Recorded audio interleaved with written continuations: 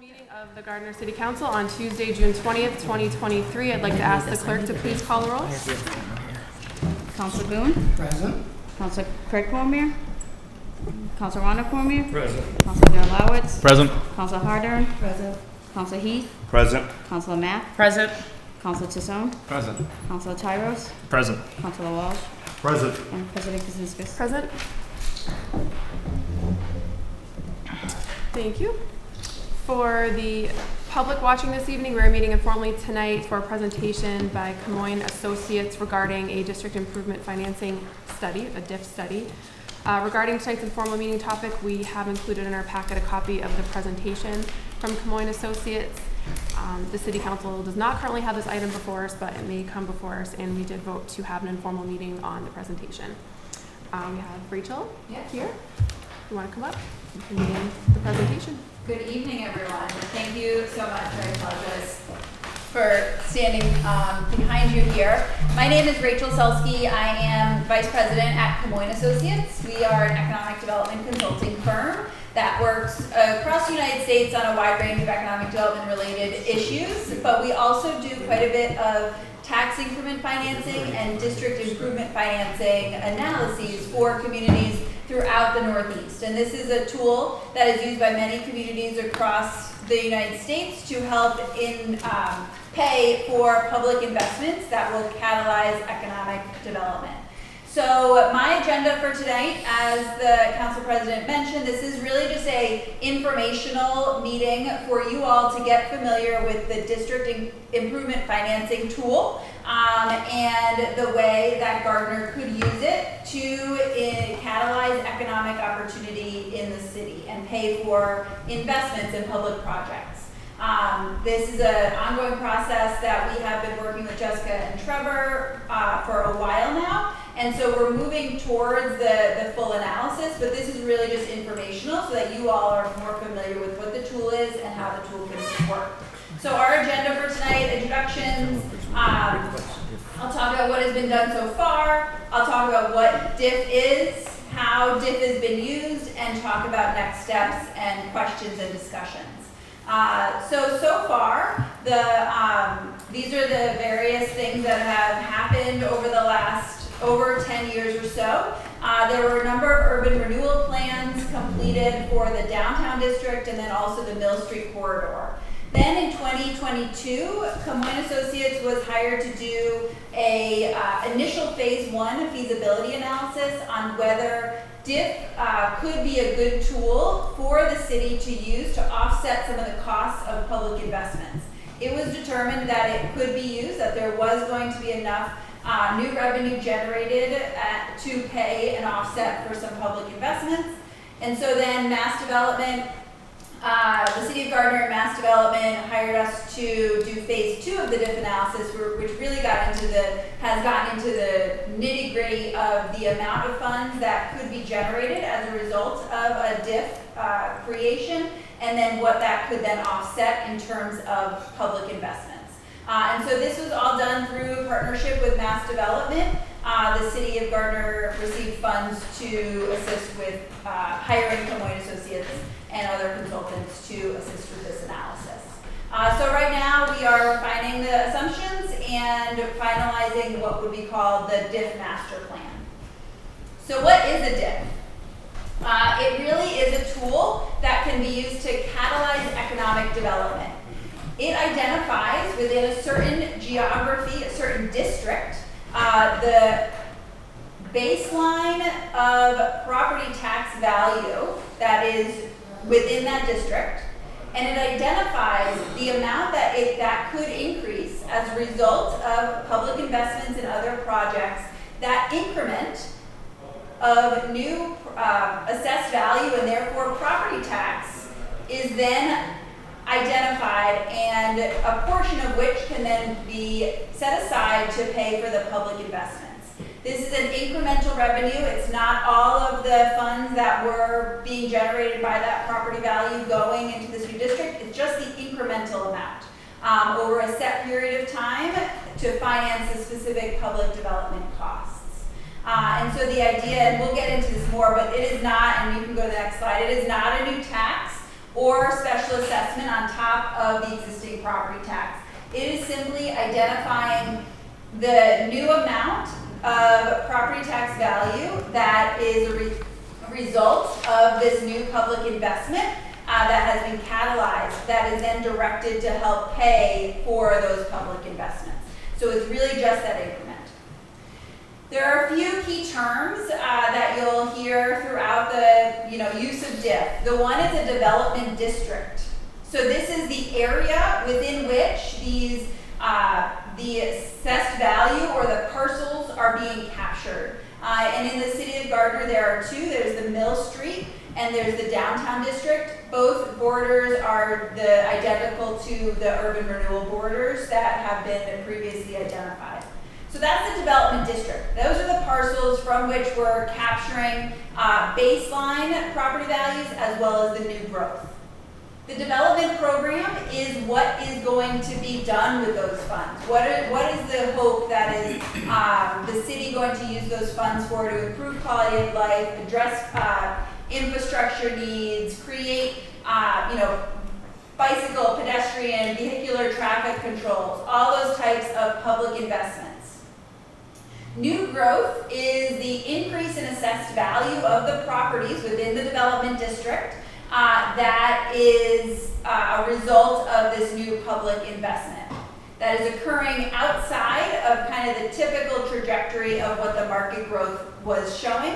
It's just that increment. And then the tax increment revenue is all the increases, the annual increase in municipal revenue that can then be assigned to pay for those costs and can be put aside into a special DIF project fund that can then be used to pay for the identified costs. So really the mechanics of a DIF, we need to identify what that district is. Where is that development district? What is the development program? What are the public projects and what are those estimated costs associated with those public projects? Within that development district, what are the estimated increase in assessed value that will occur from that private investment?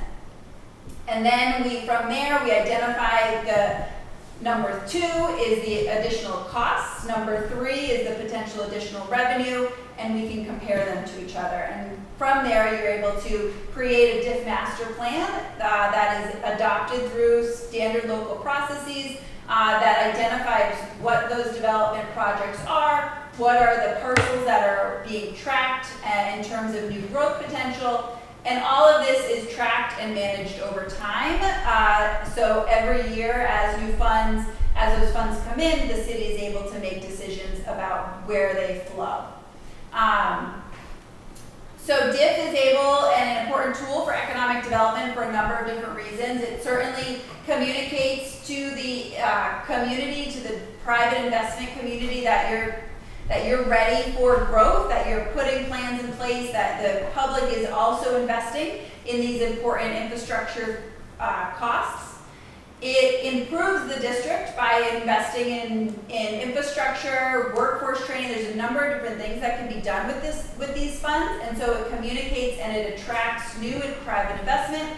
And finally, it's a tool to capture that new tax revenue and allow to then fund those new projects that drive additional growth. So it's a really important tool, and many communities have found it to be successful. So this is a chart that kind of just shows the bottom blue. So it's really to highlight that this is not we're not taking anything away from what was already going into the general fund. So the blue, 100% of that original assessed value will continue to go into the general fund. It's just that green part, that increment, that will then be transferred to fund these projects.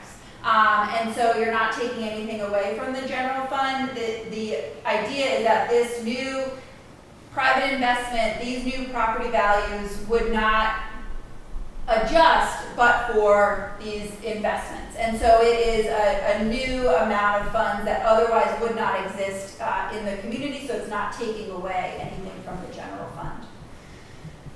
This is showing the flow of funds. This is the funds would come in, a tax increment revenue would come in the top into the development program fund. If it is a DIF-backed debt, like a bond, a general obligation bond, you would automatically send the funds into that development sinking fund to pay for principal and interest on that debt. So that's where you really identify, like, we need to pay this amount every year, and so that is automatically sent into that development sinking fund. If you're not going that route, which then you would go into the project cost account, so that's where there is no DIF-backed debt is being issued by the municipality. It would go into the project cost account to then be determined how much goes into pay for those DIF projects versus how much goes into the municipal general fund. And the council, and as we write the master plan, and the council will have control over what percentage of those increment is able to be allocated to the DIF projects versus to the general fund.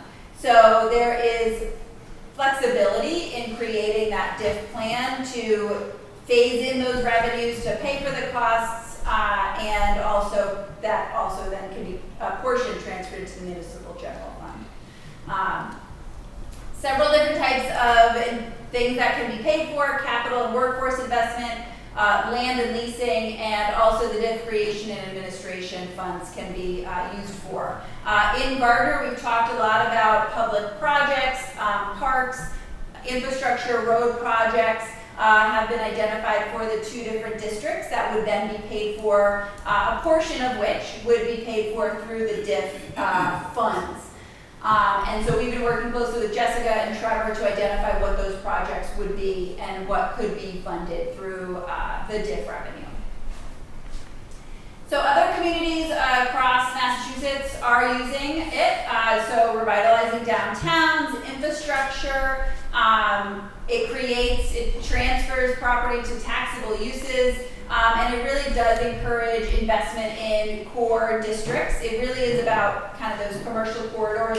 It encourages the mix of businesses being an additional investment in the types of uses that the community wants to see. So we have a few examples here of communities that have gone through it. So the town of Dedham used it to improve of their Route 1 corridor, as well as do some connecting of green spaces. The city of Amesbury did it to be able to fund some road improvements to support a specific private investment project. And the town of Easton also did it to work on some sewer infrastructure costs. We're also currently working with the town of Yarmouth and the city of Fitchburg on DIFs. The town of Yarmouth is using one, to fund a major water infrastructure upgrade that they're going through, that they have to do. DIF would fund a portion of that, is hopefully to be used to fund a portion of that. And then in the city of Fitchburg, we completed a plan for them to use the funds to create or fund their kind of downtown management organization. So they're going to use it more for downtown management purposes. And so both of those are still in, neither of them have gone through the full passage yet, but we've just recently completed the master plans for them. These are really the key steps. So right now you're in the planning, so you're identifying what is the purpose, what are the projects, where is the district. We've been working on this for quite a bit of time now, so we're pretty much through there working with Jessica and Trevor, and so we have a draft of the purpose, the projects of the district. In terms of the approval process, this is part of the communications and engagement, talking with you all, making this information available to the public so that they're aware of it, and then it would also go through your standard local review and approval processes. And then in terms of implementation and monitoring, you would be tracking that growth the same as you're already tracking that growth of those parcels. And you would do regular internal tracking and reporting for the amount of new growth within those 2 districts. And you would want to report that to each other and the policymakers and also the public about how is this project then generating new revenue. and there would be a special advisory committee established to, track that, make sure it's all done on time. And so that would be really the monitoring piece of it all. So in terms of next steps, again, we had intended, I think, to do this presentation a few months ago, so we made a bit of progress in that time, but we were in the process of refining the public and private project list, updating the build-out analysis. So during phase 1 of this project that I had previously mentioned, we worked with Jessica and Trevor to identify within the 2 districts what parcels are currently underutilized and where there are some projects in the pipeline that would likely come online that would identify additional private investment. So we worked with Jessica and Trevor to create some assumptions around a low growth scenario and a high growth scenario within the 2 districts to identify what is the potential new revenue that could be generated. And so we are working through updating that as well. We are comparing that new revenue to those costs for those projects to identify, is there enough money to fund those projects, or would this just be a nice assistance? We will support the drafting of legislative documents and then support you through the council process as well. And so we've been working really closely with Jessica and Trevor, meeting just about every other week alongside Mass Development, our contact there, Nathaniel Thomas, to really walk through the process so far. And so at this point we are, we have a kind of the draft is prepared, and we're working with Jessica and Trevor on going through that, making sure all the pieces are there, making sure they understand what it is, so that then they can come and coordinate with you all to answer any questions. So any questions at this point for me? Yes. You mentioned the Mill Street corridor. You were involved in that early on. So far, it hasn't worked out so well. So is this second phase a plan to try and make improvements to actually make that work and get development? And what do you mean by so far? So we got involved maybe a year or 2 ago to analyze what the potential is. So no DIP has not been put in place yet. Was there a previous plan? well, there was always plans to build Yes. upon the property, and it still sits vacant. So, Yes. it's something that we need. Yeah. Seems So we need help to make something happen in that area. So I think this tool is a way to make some public investments in that area that would then help catalyze some private investment for that particular area.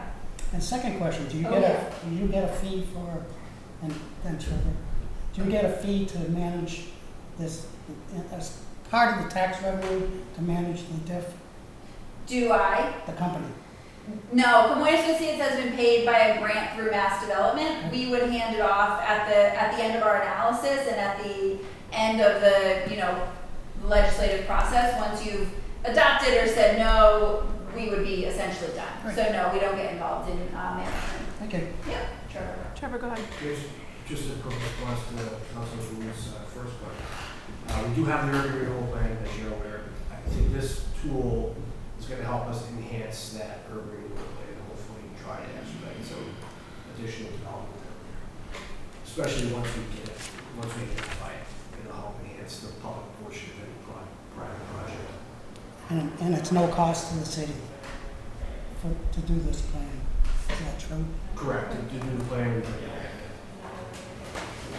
Yes. A couple of questions. As I understand this takes new growth tax revenues, or revenues generated by new growth Correct. within the district, Correct. and dedicates it toward particular projects. How is that different from a special purpose stabilization fund? Because we have the ability to create special purpose stabilization accounts from free cash or from other revenues. We used to have just kind of a general purpose stabilization fund. Okay. Now we have the opportunity for special purpose stabilization funds. that we can fund with new growth revenues or with free cash or whatever we decide we want to fund it. And it's for a special particular purpose, such as infrastructure within a particular district. So I'm wondering what the distinction is, or is it a distinction without a difference? I'm not familiar with the stabilization zones. It could have to do with the creation of the bigger development program, so that it identifies a number of different, projects that are chosen that want to get accomplished within the district. I'm not familiar with that Okay, I particular understand. program. Finally, does the new growth revenue that's generated, or tax revenue that's generated, is it a percentage of the new growth? Yes, And that's a percentage that we determine at the outset? correct. You can identify it at the outset, but Part of the master plan? yep, it would get, we would build in some assumptions about what that percentage would be, but the council, through legislative processes, would have the ability to change that. Down the road, if you're starting to see, way more funds are going into than you need or going into the diff pot, you're able to adjust that percentage. So what we put into there, we don't have available for other purposes? You can transfer from the diff fund to the general fund, again, through legislative processes. So it doesn't get stuck there forever, but, yep. Yes. The baseline for the taxes, when we first started this, or does it change every year based on, what I'm saying, the year Yeah, before? no, that's a great question. It is based on, when we received the assessment as of January 1st, 2023, and that's established, that's like essentially sets the base date. Okay. And so it's growth of, above and From beyond that. 2023 in perpetuity until we change it? For 30 years, I believe, is what we set in the Part of the program. master plan. Correct. Thank you. And 30 years is the maximum. Yes. Thank you for the presentation. Does having a DIF master plan open up more or any federal or state grant programs by having a plan in place? That's a great question. I don't know the answer, although I will say in most cases, having a plan in place is never a bad thing, especially funding through mass development and other state programs that want to see that you're taking advantage of all the various revenue sources and leveraging that private investment. I don't know if there's a clear hard and fast rule, but I do think it can never hurt to have a plan in place. Thank you. Yes. So you said it's not a tax, but the investor, if I'm getting this straight, is gonna pay extra, and I don't know if that's yearly or based on what the proposed growth or thought growth, but isn't that assessed value that the city would get anyways? If the assessment goes up, we're gonna get more taxes, and Correct. But the idea, the developer is not paying any more in taxes. The property owner is not paying any more in taxes. The idea is that, but for these public investments that the city is making in these projects, the assessed value would not go up, and so the city would just be getting kind of flatline revenue to the general fund that you'll still get, but it's the increase. And so that gets set aside, a portion of which would get set aside. kind of like what Councilor Walsh was talking about, some specialty fund sort of. Yep. Thank you. Yeah. Any more questions, comments from the committee? Anything, from the council? Anything further in the presentation? No, I would just say if you have any further questions, Jessica and Trevor, I'm sure would be happy to answer them or direct them to me. And our next step really is to finalize the draft master plan for your review, and then we would, you all would get a chance to review it, and I can be available to answer any questions at that point as well. And if I may. Thank you. I'm not sure exactly what the account you're referring to does, but for the DIF district, we can use it for hard and soft costs. So if we want to do any planning, housing production plans, or another urban renewal plan, or anything like that, you can use those funds for that. So while we are looking more at the infrastructure and the public projects and things, you can use it for the planning stage as well. And there is that wiggle room for how much you put in, and it can be changed depending on what the need is. Thank you. Further questions, comments? Thank you very much for Thank you all so presentation. much. Thank you. Thank you, counselors. Thank you, Jess. Thank you, Trevor. Hearing nothing further, this will close as part of the meeting. We'll reconvene at 7:30 for our regular meeting. Thank you.